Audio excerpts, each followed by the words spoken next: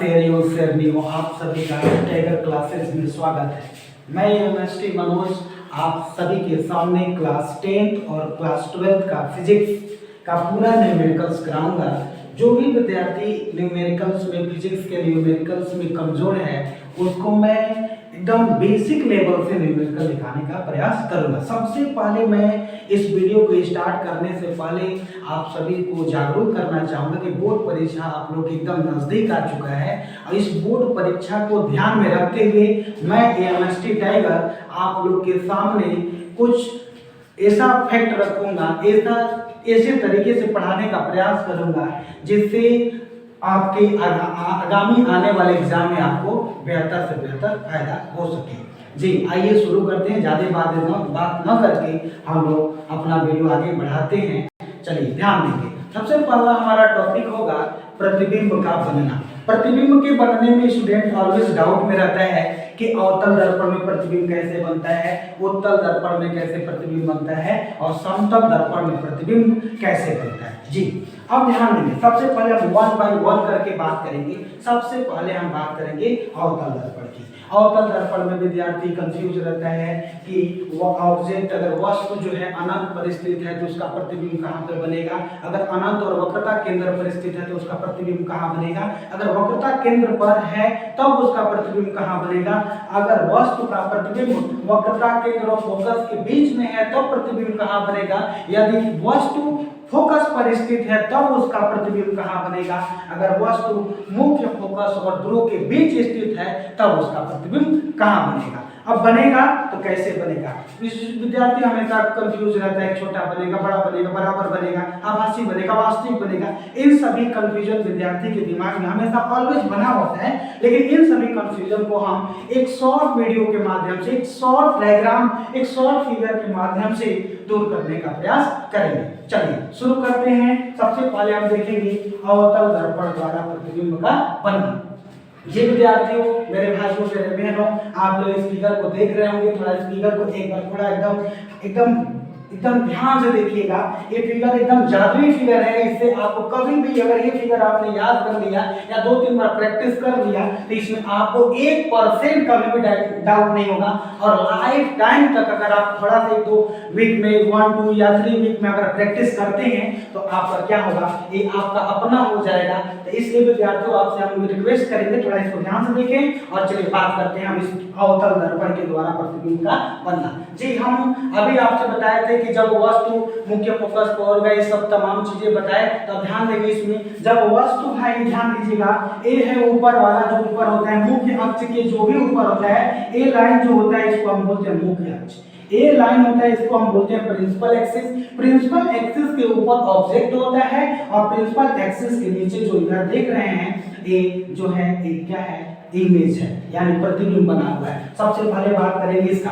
जब object infinite पे होगा, जब जब वस्तु स्थित होगा अनंत पर तो उसका प्रतिबिंब मुख्य फोकस पर बनता है। कहां बनता है बाबू, मुख्य फोकस पर बनता है। जब वस्तु का प्रतिबिंब अनंत और वक्रता केंद्र के बीच स्थित होगा, यानी 2 नंबर की बात कर रहे हैं तो प्रतिबिंब 2 नंबर पे देख रहे हैं, मुख्य फोकस और वक्रता केंद्र के बीच में वास्तविक उल्टा वस्तु से छोटा बन रहा है। अगर बात करते हैं 3 नंबर की, यदि वस्तु वक्रता केंद्र पर स्थित है, अगर वस्तु वक्रता केंद्र पर स्थित है मेरे दोस्त, तो वस्तु का प्रतिबिंब वक्रता केंद्र पर बनता है, वास्तविक बनता है, उल्टा बनता है, वस्तु के बराबर बनता है। अगर आगे की बात करें, यदि ऑब्जेक्ट जो है, वस्तु जो है वक्रता केंद्र और मुख्य फोकस के बीच में स्थित हो गया तो उसका प्रतिबिंब आप देख रहे हैं, वक्रता केंद्र और मुख्य फोकस के बीच में स्थित वस्तु का प्रतिबिंब कहां बन रहा है मेरे भाई, तो यहां पे देख रहे हैं अनंत और वक्रता केंद्र के बीच में वास्तविक उल्टा वस्तु से बड़ा बन रहा है। फिर अगर बात करें 5 नंबर की, 5 नंबर वस्तु का प्रतिबिंब मुख्य फोकस पर स्थित होगा, मुख्य फोकस का प्रतिबिंब जो बनता है अनंत पर बनता है, वास्तविक बनता है, उल्टा बनता है और वस्तु से बड़ा बनता है। अब बात आती है 6वां नंबर का फिगर, यानी 6वें नंबर के फिगर में आप देखेंगे वस्तु जो स्थित है वो ध्रुव और मुख्य फोकस के बीच स्थित है, तो उस वस्तु का प्रतिबिंब जो बन रहा है दर्पण के पीछे आभासी सीधा और वस्तु से बड़ा प्राप्त हो रहा है। क्या प्राप्त हो रहा है, वस्तु से बड़ा प्राप्त हो रहा है। इस प्रकार से आपने देखा कि अवतल दर्पण के द्वारा हम 6 स्थितियों में 6 स्थितियों में वस्तु का प्रतिबिंब प्राप्त किए। पहला स्थिति वस्तु को अनंत पे रखे, दूसरा कंडीशन आपने देखा कि वस्तु अनंत और वक्रता केंद्र के बीच स्थित रहा। तीसरा बात आपने देखा कि वस्तु वक्रता केंद्र पर स्थित है।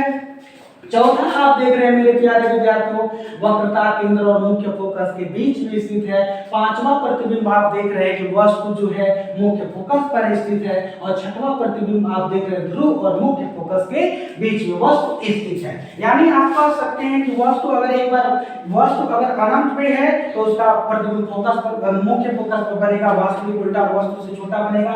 यदि वस्तु का प्रतिबिंब अनंत और वक्रता केंद्र के बीच स्थित है तो उसका प्रतिबिंब 2 नंबर यानी मुख्य फोकस और वक्रता केंद्र के बीच में वास्तविक उल्टा और वस्तु से छोटा बनेगा। यदि वस्तु वक्रता केंद्र पर स्थित है तो उस वस्तु का प्रतिबिंब वक्रता केंद्र पर बनेगा, वास्तविक बनेगा, उल्टा बनेगा और वस्तु के बराबर बनेगा। यदि वस्तु वक्रता केंद्र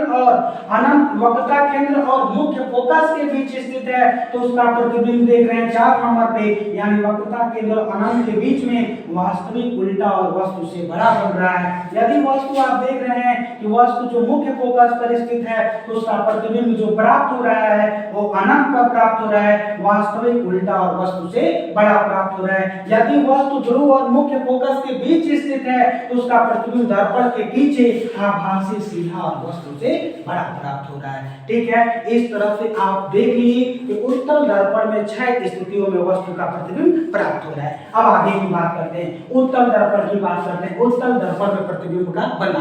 उत्तल दर्पण में आप वस्तु को कहीं पर भी रखें, मिरर के सामने, दर्पण के सामने वस्तु को कहीं पर भी रखेंगे तो वस्तु का प्रतिबिंब जो बनता है आभासी सीधा और वस्तु से छोटा बनता है। आभासी बनेगा, सीधा बनेगा और वस्तु से छोटा बनेगा। अब बात करते हैं, उत्तल दर्पण में 2 ही कंडीशन में वस्तु को रखा जा सकता है, या तो वस्तु अनंत पे हो सकता है या वस्तु अनंत और ध्रुव के बीच में हो सकता है। उत्तल दर्पण में 2 स्थितियों में, दोनों स्थितियों में प्रतिबिंब जो प्राप्त होता है वो आभासी सीधा और वस्तु से छोटा प्राप्त होता है। इसमें उत्तल दर्पण में जो प्रतिबिंब बनेगा वो हमेशा याद रखिएगा मेरे प्यारे भाइयों बहनों कि इसमें जो प्रतिबिंब बनेगा आभासी सीधा और वस्तु से छोटा बनेगा। अब बात करते हैं किसमें, समतल दर्पण द्वारा प्रतिबिंब का बनना। समतल दर्पण में जो प्रतिबिंब बनता है मेरे प्यारे विद्यार्थियों, समतल दर्पण का हम एक अलग से फिगर बना, इन सभी दर्पण के बारे में हम एक अलग से वीडियो और आपको बना के देंगे जिससे कि आने वाले एग्जाम में आपको ज्यादा से ज्यादा लाभ पहुंच पाए। विद्यार्थियों ध्यान दीजिएगा, समतल दर्पण में प्रतिबिंब का बनना। समतल दर्पण में क्या होता है बाबू, समतल दर्पण में जो प्रतिबिंब प्राप्त होता है वो आभासी सीधा और वस्तु के बराबर प्राप्त होता है। कैसा प्राप्त होता है मेरे भाइयों, आभासी सीधा और वस्तु के बराबर बनता है। आभासी सीधा और वस्तु के बराबर बनता है, यानी आप कह सकते हैं कि अवतल दर्पण में जो प्रतिबिंब बनता है वो छोटा, बड़ा और बराबर तीनों बन रहा है। उत्तल दर्पण में आप देख रहे हैं कि वस्तु का प्रतिबिंब हमेशा वस्तु से छोटा बन रहा है, और समतल दर्पण में आप देख रहे हैं वस्तु का प्रतिबिंब जो बन रहा है वो कैसा बन रहा है, आभासी सीधा और वस्तु के बराबर बन रहा है। एक विद्यार्थी एक बात में डाउट में रहता है, क्या डाउट में रहता है, तो आभासी के साथ क्या लगेगा, तो आप याद रखिएगा बाबू, आभासी के साथ सदैव सीधा रहता है, आभासी के साथ सदैव सीधा जुड़ता है, और वास्तविक के साथ मेरे बाबू, वास्तविक के साथ सदैव क्या जुड़ेगा, उल्टा जुड़ेगा। यानी वास्तविक बोलेंगे तो उल्टा बोलेंगे, आभासी बोलेंगे तो सीधा बोलेंगे। ये बात आप दिमाग में बना के रखिएगा। यानी आपने देख लिया कि उत्तल दर्पण में 6 स्थितियों में प्रतिबिंब प्राप्त किया जाता है, उत्तल दर्पण में 2 स्थितियों में प्रतिबिंब प्राप्त किया जाता है, उत्तल दर्पण में जो दोनों स्थितियों में प्रतिबिंब आभासी सीधा और वस्तु से छोटा बनता है, और समतल दर्पण में एकदम फिक्स है कि वस्तु का प्रतिबिंब जो बनता है आभासी सीधा और वस्तु के बराबर बनता है। तो अब आएंगे थोड़ा जादुई तरीके से ध्यान देंगे, हम आपको आंकिक प्रश्न में जहां जिसको थोड़ा बहुत जहां भी प्रॉब्लम होता है उसको हम दूर करने का प्रयास करेंगे। प्यारे विद्यार्थियों, प्यारे मेरे भाइयों, ध्यान दीजिएगा, आपके सामने बहुत ज्यादा डाउट हो जाता है कि u को कब नेगेटिव लें, v को कब नेगेटिव और पॉजिटिव लें, f के वैल्यू को कब नेगेटिव लें, कब वैल्यू को पॉजिटिव लें, कब आवर्धन क्षमता का मान नेगेटिव होगा, कब आवर्धन क्षमता का मान पॉजिटिव होगा।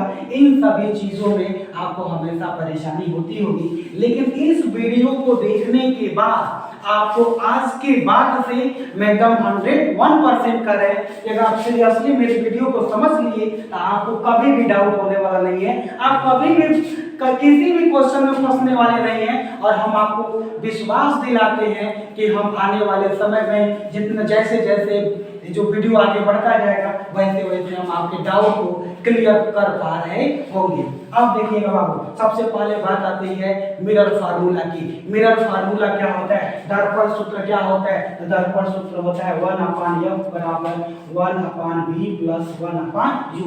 अब विद्यार्थी के दिमाग में ये होगा कि u क्या है, v क्या है और f क्या है। तो प्यारे विद्यार्थियों बड़ा ध्यान से देखिएगा, u जो है वो u को बोलते हैं, u का u जो होता है तो दर्पण के ध्रुव से वस्तु की दूरी, दर्पण के ध्रुव से वस्तु की दूरी होता है। क्या होता है, वस्तु की दूरी। u को हम डिनोट करते हैं, अगर दर्पण के ध्रुव से अगर वस्तु की दूरी लेते हैं तो उसको u से डिनोट करते हैं। और अगर v की बात करें तो दर्पण के ध्रुव से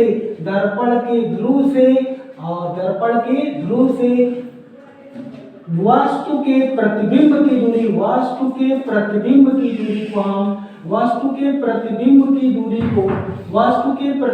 की दूरी को v से, और f जो होता है वो दर्पण की क्या होती है, फोकस दूरी होती है, दर्पण की फोकस दूरी होती है। अब बात करते हैं, ये हो गया फोकस दूरी। अब आपके सामने डाउट होगा कि f को कैसे पॉजिटिव ले, कैसे नेगेटिव ले, क्या करें, कैसे आपका डाउट क्लियर हो, कैसे आप अपने डाउट को क्लियर कर पाएंगे। तो चलिए सबसे पहले हम बात करेंगे क्वाड्रेंट की। आप क्वाड्रेंट पढ़े होंगे मेरे प्यारे विद्यार्थियों, बस थोड़ा बहुत क्वाड्रेंट का ज्ञान होगा। तो देखिएगा ये हो गया एक्सिस।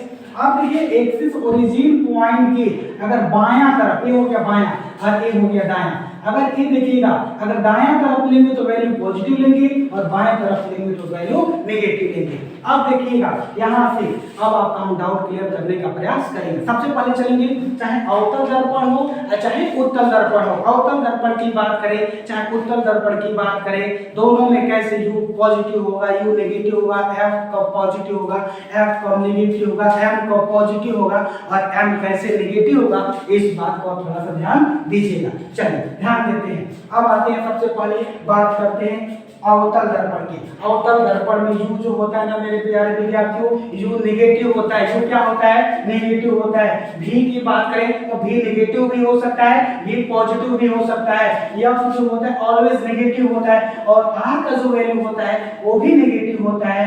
और आवर्धन क्षमता m का मान जो होता है ये तो हमेशा फिक्स होता है, ये तो आपको याद ही कर लेना चाहिए कि आभासी सीधा प्रतिबिंब के लिए आवर्धन क्षमता का मान धनात्मक और वास्तविक और उल्टा के लिए आवर्धन क्षमता का मान ऋणात्मक होता है। लेकिन प्यारे विद्यार्थियों आप हमेशा एक तरफ चार्ट आपको बना हुआ है, इस चार्ट के माध्यम से आपका डाउट अभी बना रहेगा, लेकिन इस डाउट को मैं दूर करूंगा। चलिए ध्यान दीजिए, इस डाउट को कैसे दूर किया जाएगा, आते हैं। सबसे पहले बनाते हैं अवतल दर्पण, कैसे u नेगेटिव हो जाता है, कैसे f पॉजिटिव हो जाता है, इसको हम समझाने का प्रयास करेंगे। चलिए ध्यान दीजिएगा। अब बात करते हैं प्यारे विद्यार्थियों, इधर u जो होता है ना, तो दर्पण के सामने यानी परावर्तक पृष्ठ के सामने अगर जो दूरी लेंगे, यानी परावर्तक पृष्ठ के सामने, जिधर पॉलिश उधर नहीं, परावर्तक पृष्ठ के सामने इधर बाईं तरफ, इधर भाई बाईं तरफ जो होता है वस्तु हमेशा दर्पण के सामने रखा जाता है। कहाँ रखा जाता है, दर्पण के सामने रखा जाता है। यानी जो दर्पण वस्तु होगा वो दर्पण के सामने होगा और दर्पण के ध्रुव से वस्तु की जो दूरी होती है, दर्पण के ध्रुव से जो वस्तु की दूरी होती है उसको हम डिनोट करते हैं u से, और जो दर्पण के सामने जो भी दूरी लेंगे उसको क्या लेते हैं, नेगेटिव लेते हैं। इसलिए u का वैल्यू क्या आता है, नेगेटिव आता है। अब बात करते हैं f की। f जो होता है बाबू, f देखिएगा, f भी जो होता है ये दर्पण के ध्रुव के दर्पण के सामने होता है। अवतल दर्पण के क्या होता है, सामने होता है। और आप जानते भी होंगे, आपके सर पढ़ाए भी होंगे कि दर्पण के ध्रुव से मुख्य फोकस के बीच की दूरी को क्या कहते हैं, मेरे से फोकस दूरी कहते हैं। और फोकस दूरी का जो वैल्यू होता है अवतल दर्पण में, फोकस दूरी का जो वैल्यू होता है वो क्या होता है, नेगेटिव होता है। क्यों, अभी आपको हम समझाए हैं कि अवतल दर्पण के सामने क्या भाई, अवतल दर्पण के सामने जो भी वैल्यू होगा उस वैल्यू को हम क्या लेंगे, नेगेटिव लेंगे, और दर्पण के पीछे के वैल्यू को हम क्या लेंगे, पॉजिटिव लेंगे। तो यफ दर्पण के पीछे है कि सामने है, तो यफ देख रहे हैं दर्पण के सामने है, इसलिए यफ का वैल्यू जो है क्या लिया गया है, नेगेटिव लिया गया है। अगर इसी तरह से आगे बढ़ेंगे, यहाँ पे वक्रता त्रिज्या भी होता है, यानी जितना दूर दर्पण के ध्रुव से मुख्य फोकस होता है ठीक उतना ही दूरी मुख्य फोकस से वक्रता त्रिज्या वक्रता केंद्र का भी होता है, सॉरी वक्रता केंद्र होता है, यहाँ पे वक्रता केंद्र जितना दूरी दर्पण के ध्रुव से मुख्य फोकस का होता है ठीक उतनी ही दूरी मुख्य फोकस से वक्रता केंद्र के बीच की होती है।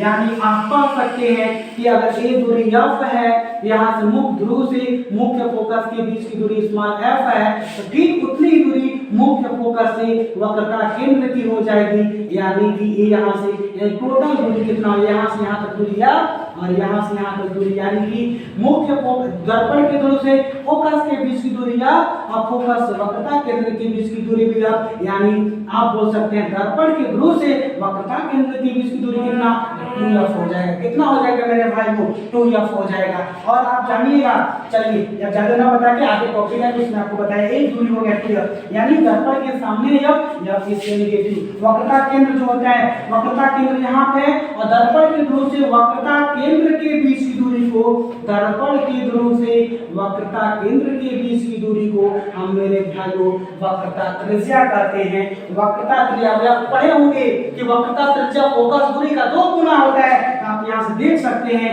ये r है, ये 2f है, यानी r बराबर आप 2f लिख सकते हैं। f बराबर क्या निकल के आ जाता है, r/2 निकल के हो जाता है। ध्यान दीजिए मेरे भाइयों, अब यहाँ से हो गया r का वैल्यू नेगेटिव हो गया। अवतल दर्पण में जो होता है, अवतल दर्पण में जो आप देख रहे हैं कि जो r का वैल्यू आ रहा है वो क्या आ रहा है, नेगेटिव आ रहा है। आवर्धन क्षमता की बात करते हैं तो आवर्धन क्षमता आभासी सीधा के लिए पॉजिटिव और क्या बोलते हैं वास्तविक उल्टा के लिए नेगेटिव होता है। सबसे कंफ्यूजन विद्यार्थी के दिमाग में भी को लेके होता है। भी में क्या होता है, विद्यार्थी हमेशा कंफ्यूज रहता है कि सर हम हमेशा भी में परेशान रहते हैं कि भी कब पॉजिटिव हो जाएगा, भी कब नेगेटिव हो जाएगा। तो चलिए उस डाउट को हम दूर करते हैं, तो परेशानी को मैं आपको दूर करने का प्रयास करूंगा प्यारे विद्यार्थियों। चलिए अब ध्यान देंगे, अवतल दर्पण में आपने 6 स्थिति में पढ़ा, 6 स्थितियों में वस्तु का प्रतिबिंब आपने प्राप्त किया, लेकिन उसमें देखे होंगे कि 2-3 स्थितियों में वस्तु का प्रतिबिंब बड़ा बना, लेकिन उसमें देखिएगा भाई कि 3 स्थितियों में वस्तु का प्रतिबिंब बड़ा बन रहा है। पहला स्थिति क्या है, जब वस्तु कहां पर स्थित है, जब वस्तु वक्रता केंद्र और मुख्य फोकस के बीच में स्थित है, तब उस वस्तु का प्रतिबिंब अवतल दर्पण में वो क्या हो रहा है, वास्तविक उल्टा और वस्तु से बड़ा बन रहा है। जब वस्तु मुख्य फोकस, पीछे अभी वीडियो दिखाया है, मुख्य फोकस पर जब स्थित होगा तब वस्तु का प्रतिबिंब जो बनता है वास्तविक उल्टा और वस्तु से बड़ा बनता है। लेकिन प्यारे विद्यार्थी ये भी ध्यान दीजिएगा, जब वस्तु का प्रतिबिंब कहां पर, तो ध्रुव और मुख्य फोकस के बीच स्थित होता है, यानी 6 नंबर वाला प्रतिबिंब वस्तु जहां स्थित है उसका प्रतिबिंब दर्पण के पीछे बनता है और आभासी सीधा और वस्तु से बड़ा बनता है। अभी आपको हम बताए हैं कि ये है उत्तल दर्पण, ये है अवतल दर्पण। क्या है अवतल दर्पण, अवतल दर्पण के सामने यानी कि ए आपका मुख्य फोकस हो गया, ए आपका वक्रता केंद्र हो गया, ए आपका इनफाइनाइट वाला वैल्यू होगा, यानी वस्तु यहाँ पर स्थित होगा तो प्रतिबिंब यहाँ पर बनेगा और कैसा बनेगा, बड़ा बनेगा। यानी ये कितना नंबर वाला प्रतिबिंब है, तो 4 नंबर वाला प्रतिबिंब है, 4 नंबर वाला 4 नंबर पे बनेगा, यानी वास्तविक उल्टा वस्तु से बड़ा बनेगा, यानी वास्तविक बन रहा है। और वास्तविक प्रतिबिंब सदैव दर्पण के सामने बनता है और आभासी प्रतिबिंब सदैव दर्पण के पीछे बनता है। इस बात को दिमाग में बना के रखिएगा। वास्तविक प्रतिबिंब की बात करते हैं कि बड़ा कैसे होगा, इधर बड़ा हो गया, अब मुख्य फोकस पर वस्तु स्थित हो जाएगा तब उसका प्रतिबिंब अनंत बनेगा, दोनों बड़ा बनेगा।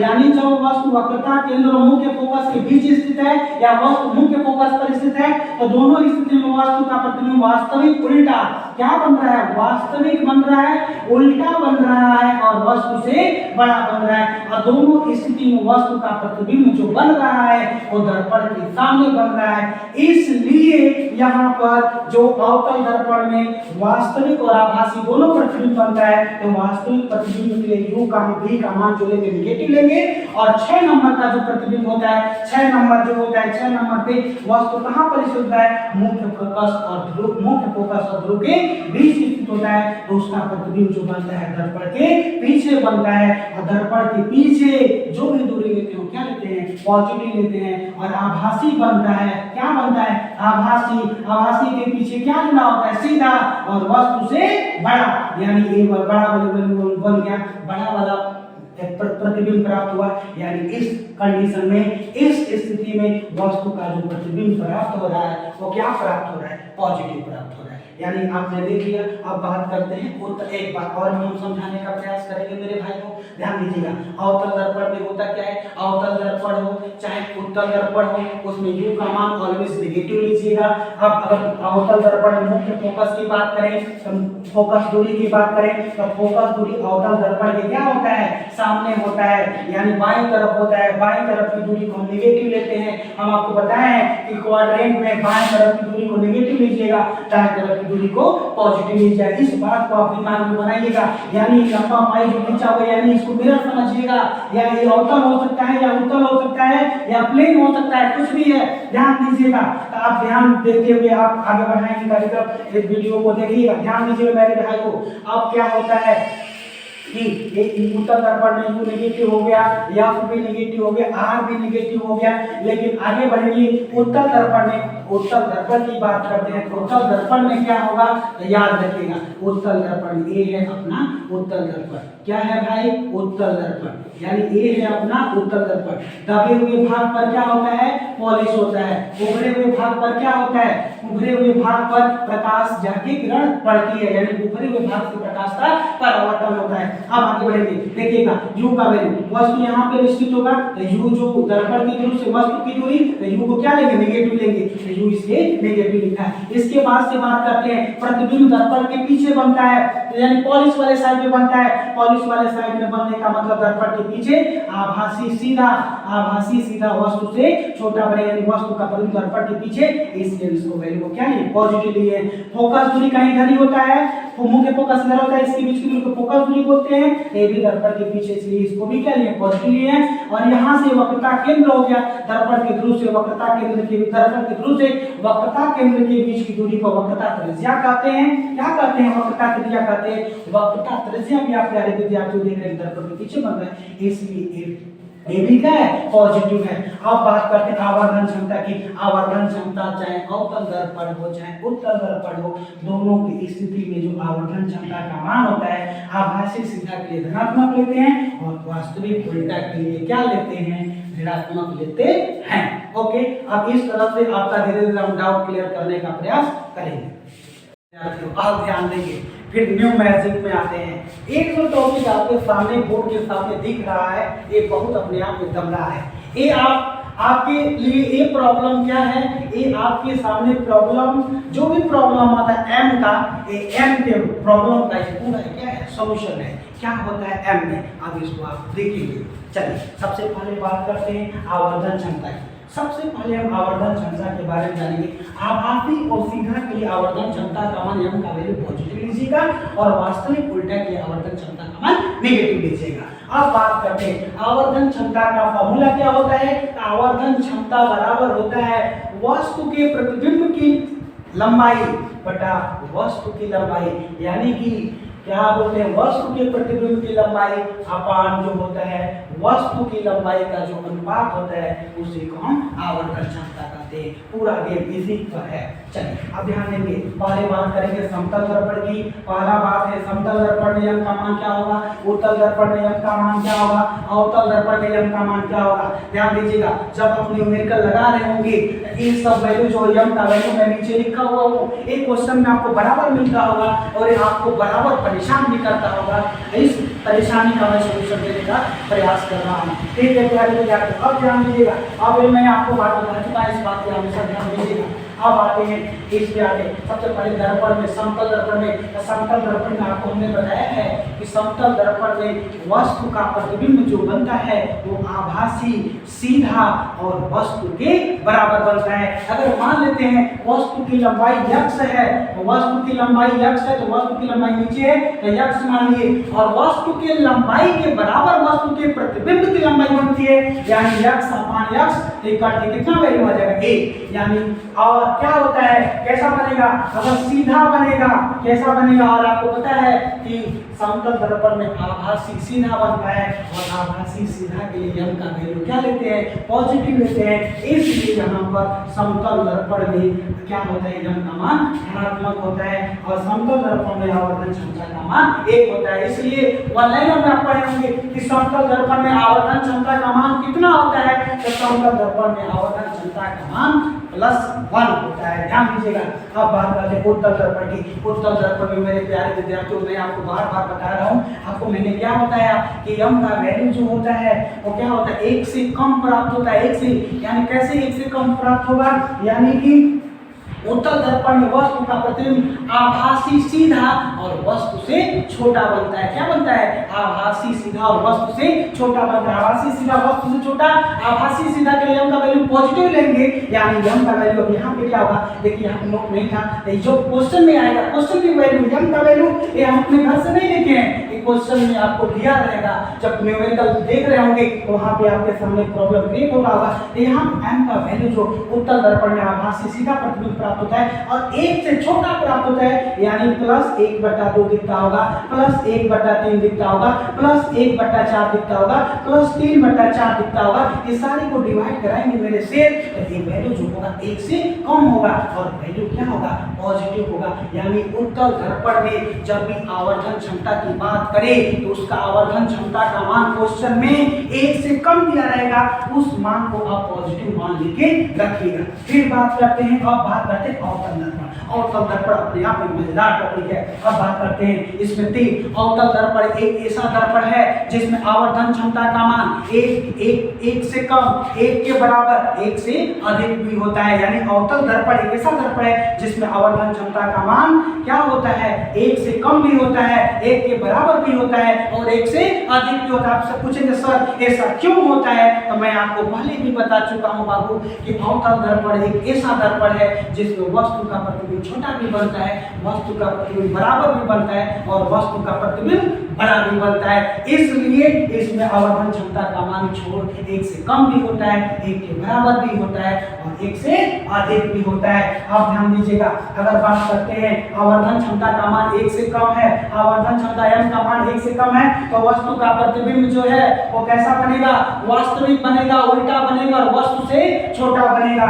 वास्तविक उल्टा और वस्तु से छोटा, यानी वस्तु से छोटा प्रतिबिंब बनेगा, यानी वैल्यू जो आएगा। अब यहाँ पर जो होगा इस कंडीशन में m का मान जो लीजिएगा -1/2 लीजिए, -1/3, -1/4 लीजिएगा, -3/4, इस तरह का आपके क्वेश्चन में लिख के आएगा। अब पहले सारी माइनस आप लिख रहे हैं, ये क्वेश्चन तो माइनस दिया ना जी, क्वेश्चन में माइनस नहीं दिया रहता है, लेकिन आप इस नेचर को देख के ये माइनस लगा रहे हैं, क्योंकि किस दर्पण की बात हो रही है, अवतल दर्पण की बात हो रही है। अवतल दर्पण में आवर्धन क्षमता का मान 1 से कम होगा जब वस्तु का प्रतिबिंब वस्तु से छोटा होगा, इसलिए वैल्यू लिखा गया। फिर बात करते हैं अवतल दर्पण में आवर्धन क्षमता का मान 1 के बराबर होगा मेरे भाइयों, 1 के बराबर होगा।